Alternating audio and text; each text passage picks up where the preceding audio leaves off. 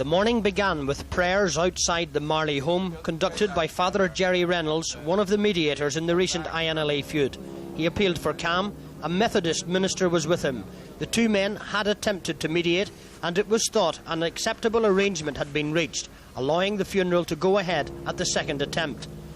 As the coffin left the Marley home in Havana Gardens, members of the family left the house, preparing to join the funeral cortege. However, the sight of the coffin walking through the police lines led to a movement forward from some mourners, and this resulted in trouble as the police held their lines.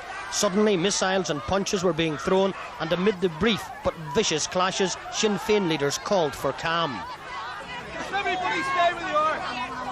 Everybody calm down. For a time, those pleas were ignored, and some police officers used their batons to rescue a woman officer who was being attacked by one section of the crowd. Moments later, there were cheers and jeers as the injured woman was escorted to safety by a couple of her colleagues. The police made a number of arrests. During the violent clashes, members of the Marley family again decided to abandon the funeral. The coffin was returned to the house.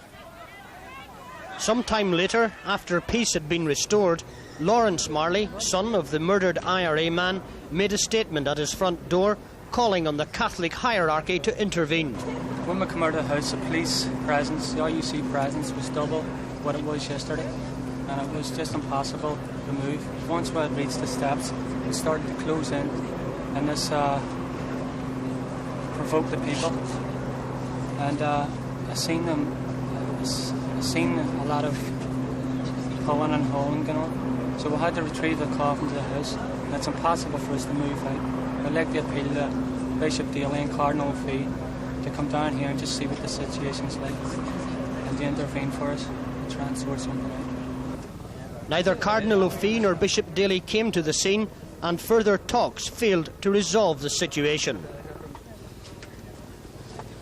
We have decided to call the funeral off today because of the disturbance this morning, and because the RUC are still present.